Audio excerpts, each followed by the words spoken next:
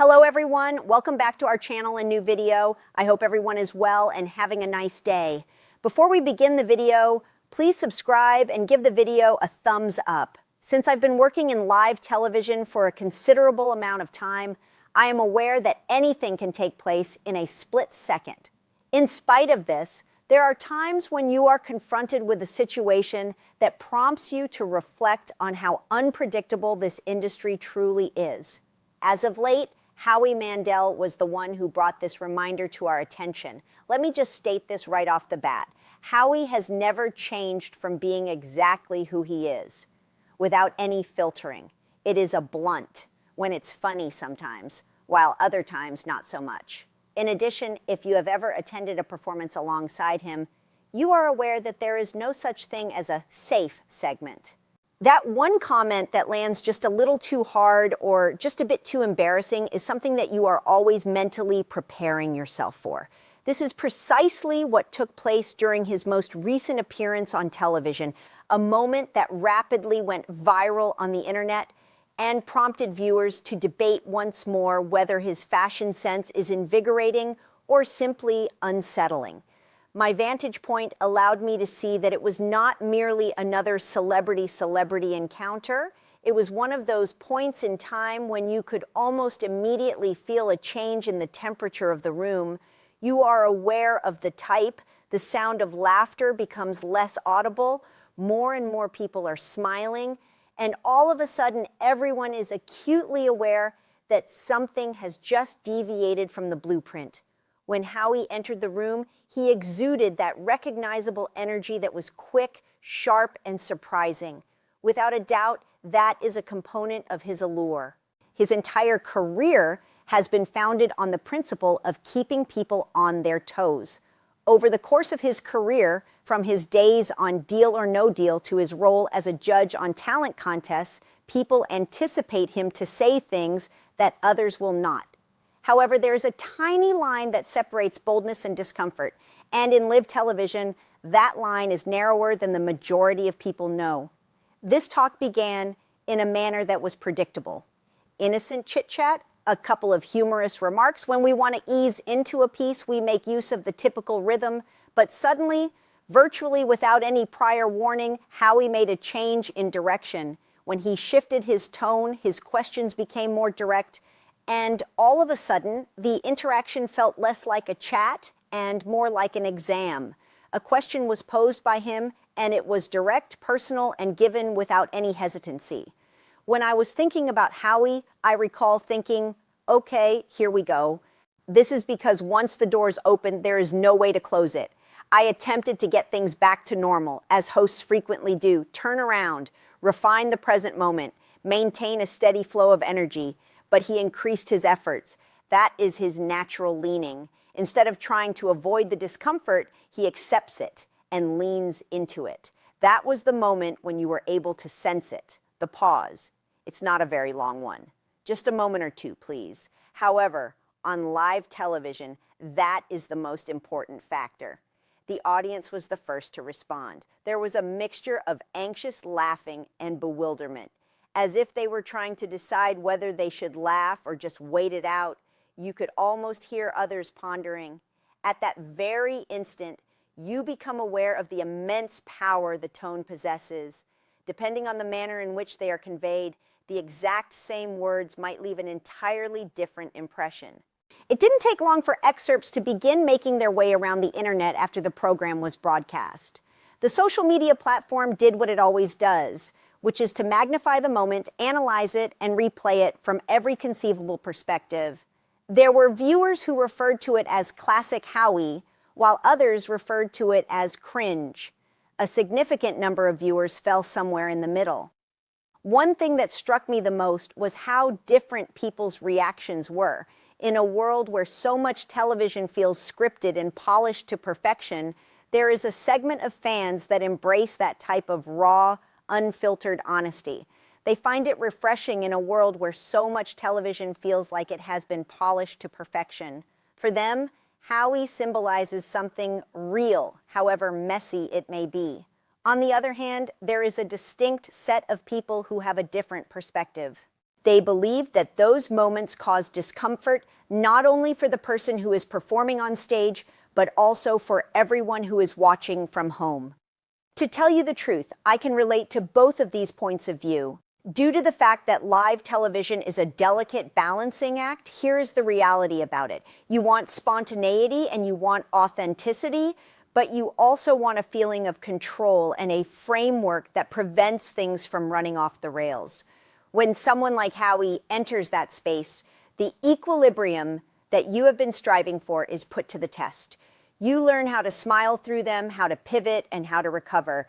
However, every once in a while, something occurs that stays with folks for a little longer than usual. I've had my fair share of awkward on-air moments over the years. It's something that comes with the territory. The moment in question was one of those. This is not the first time that this has happened. He asks the questions that others would avoid, and he says things that make people squirm in their seats. It is possible that this can make for intriguing television, but it can also lead to situations in which the tone does not quite land the way it is intended to. Howie has created a reputation for these kinds of conversations. In my opinion, the difficulty lies not in the words that are spoken, but in the rapidity with which things become more serious. The next thing you know, you're in the middle of a lighthearted conversation, and the next thing you know, you're navigating something that feels surprisingly serious. There is no pause button and there is no second take. You just keep going during live television. A lot of people don't always see things like that. They see the clip, the moment, and the reaction, but they do not witness the split-second decisions that are being made behind the scenes. They do not see the mental calculation of how to respond, how to keep things moving, or how to protect the flow of the show. And when you're sitting opposite someone like Howie, decisions like that come to you very quickly. Immediately following the piece, I paused for a moment to contemplate not only what had transpired, but also the reasons why it had such a profound impact on the audience. In my opinion, one of the reasons for this is that we are currently living in a period in which people are more conscious than they have ever been of tone and intention. Things that were once dismissed as unimportant are now being scrutinized in greater detail. Audiences are paying attention in a rather different manner, and they are aware of even the slightest deviations in how something feels. However, this does not imply that situations like this are completely negative. In fact, there are occasions when they serve as a catalyst for significant talks about communication, limits, and the nature of live media in general. But in addition to that, they serve as a reminder that not every moment of bravery is a good one. While the element of unpredictability is a part of hosting, there is also a responsibility to maintain a certain level of respect and mindfulness. For me, hosting has always been about connecting. It is about creating a space where people feel comfortable and where conversations can flow freely. This is where things have the potential to become complicated. Due to the fact that someone like Howie thrives in unpredictability, which is where he feels the most at home. This is one of the reasons why he is so intriguing to watch, since you never quite know what he is going to say next. However, the same characteristic might also result in situations that have an odd feeling to them. Folks who are left wondering whether the boundary between laughter and discomfort has been crossed are moments that leave people thinking, not sure whether there is a straightforward response to that question. There will always be people who love the rawness, while there will always be others who prefer a more polished approach. Perhaps the reality is that television requires both of these approaches. Both the unpredictability that helps to make things interesting and the structure that helps to keep things inside their proper context are necessary for it. What I do know is this: moments like these don't happen by accident. They're the result of personalities, timing, and the unique pressure of being live on air. That being said, when they do occur, they serve as a reminder of the significance of live television, simply because it is true. Unscripted is the word. Moreover, there are occasions when it is unsettling. When it comes to Howie, I don't believe he will ever change. That is not who he is, and in many ways, that is exactly why people continue to watch him.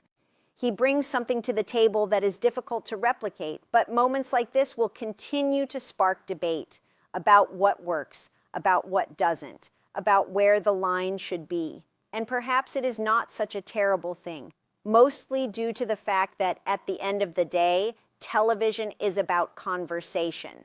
Not just what happens on screen, but also what people speak about after the events have occurred. There is one thing that is clear, regardless of whether you felt that particular moment to be humorous, awkward, or somewhere in between, as you have observed. That is half the battle, as the saying goes in our profession. I have spent a significant portion of my life working in live television, and if there is one thing that I have learned, it is that the camera remembers everything. It does not just remember the polished moments, the big interviews, or the perfectly timed laughs. It remembers the pauses, the missteps, and the moments where things do not quite land the way you hoped they would. Therefore, when I noticed that my name was trending once more, this time alongside words such as awkward, cringe, and uncomfortable, I can't say that I was completely surprised. This is because it is inherent to the nature of what I do. If you remain in this industry for a sufficient amount of time, ultimately, every unscripted moment will make its way back into the spotlight. Especially following my recent on-air conversation with Howie Mandel, viewers began to investigate. And when people begin to investigate, they don't simply stop at the present day. They go back years, even decades. Moments that I hadn't thought about in a long time, moments where the energy shifted, moments where a joke didn't land, and moments where a question hit a little too close to home. And all of a sudden, there they were again, stitched together into a narrative that suggested this wasn't just a one-off situation, that maybe, just maybe, this was a pattern. Clips that I had previously forgotten about have resurfaced. Some of those clips were ones that I viewed myself. If I'm being completely honest, I didn't watch all of them. There's a limit to how much self-reflection you can take in during a single session, but I did see enough of them to comprehend what other people were seeing. However, here's the thing. I understand it. When you watch such moments back to back, divorced from their original context, they can look uncomfortable. Sometimes they are uncomfortable. There is no denying that. Live television does not always allow you the luxury of smoothing things out in real time while you are watching them. People frequently have the misconception that hosting is about control. They believe that you are in charge of everything at all times, directing every conversation to go precisely where it should go. However, the reality is that hosting is much more like walking a tightrope. You are balancing personalities, emotions, timing, and expectations all at the same time. And there are moments when you find yourself unable to find your footing. There was a video clip that was going around where I asked a question that in retrospect looked more pointed than I had intended. At the time, it seemed like a natural segue. It was a way to broaden the conversation. However, when I watch it back again, I can see how it could have caught the guest off guard. When you make an effort to maintain the realness of the situation, you are taking that risk. Because here's the paradox. Audiences say they want authenticity. They want unscripted moments, genuine reactions, and conversations that feel alive. But authenticity isn't always smooth. It isn't always comfortable. Sometimes it's messy. Sometimes it leads to moments that make people shift in their seats, and they are the things that have a tendency to stay with you. The awkward ones, the unexpected ones, and the times where everything didn't quite go as planned are the ones that people remember years later. I've had interviews where everything was flawless, where the energy was wonderful, where the conversation flowed, and where it felt smooth. However, those are not the clips that people revisit even after years have passed. There was another piece that was brought up, and it was one in which the tone of the talk shifted in the middle of the chat. I remember it very clearly. What began as lighthearted banter took a turn, and all of a sudden we were in territory that felt more serious than one had anticipated. At that very time, You are faced with a decision. Do you make a change of direction? Do you lean in? Do you make an effort to lighten the mood, or do you let the talk go unabated? There is no script attached to that. In addition, the decision that you make will be recorded in the record permanently. In my opinion, the context, which includes the ambiance in the room, the relationship between the people on stage, and the myriad elements that affect how a moment evolves, is something that is lost in these collections.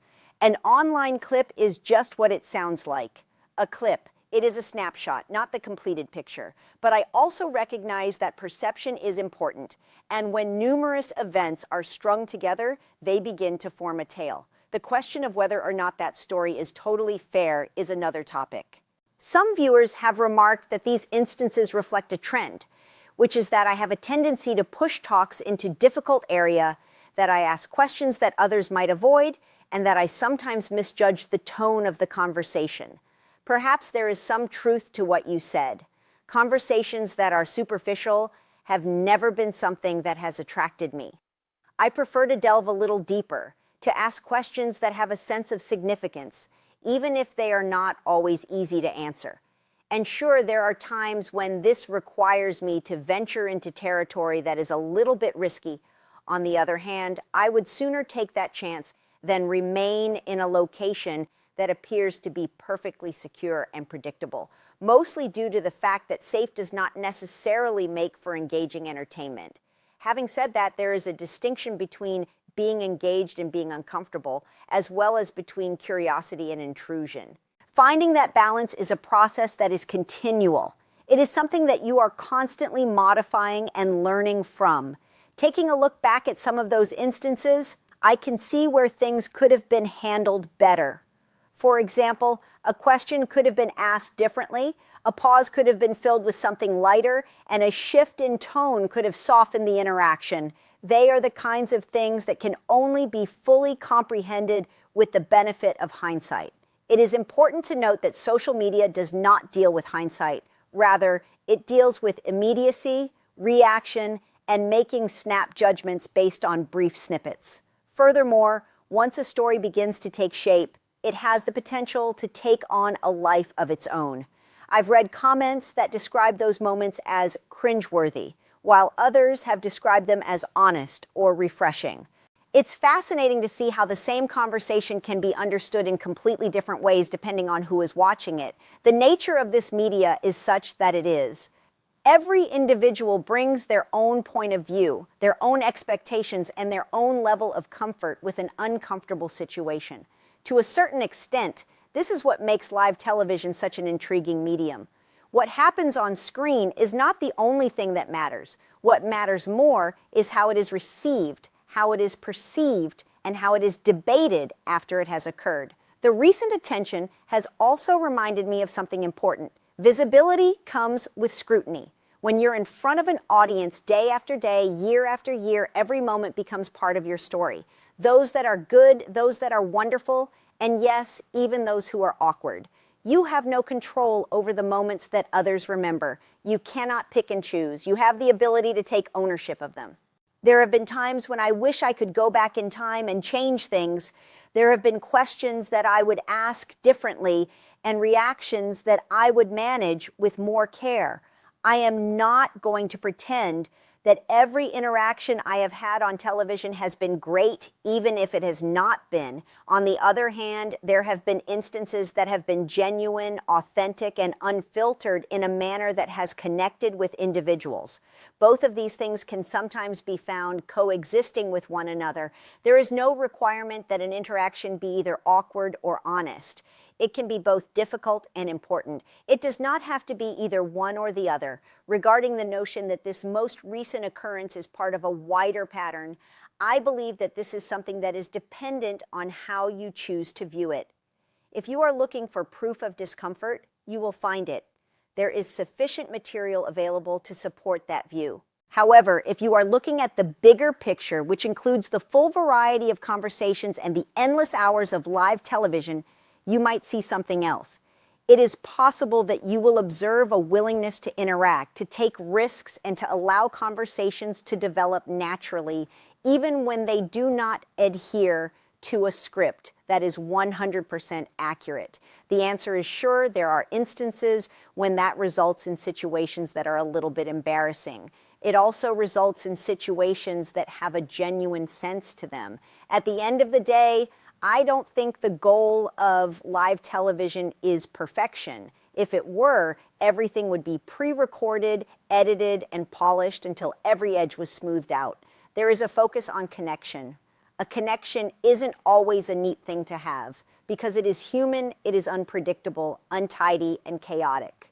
Therefore, if those moments from the past are coming back to the surface now, if people are revisiting them and creating their own thoughts, then this is a part of the process. It is a part of what comes with doing this job in a very public way. The only thing I can do is keep showing up, keep learning, and keep trying to find that balance between being honest and being sensitive, between being spontaneous and being in control. This is due to the fact that at the end of the day, I would rather to have a conversation that is little imperfect rather than one that appears to be entirely produced. Is it possible that this will result in a few embarrassing moments along the way? To put it simply, that is live television. Thanks for watching this video, and please subscribe to our Kelly and Mark official YouTube channel for more updated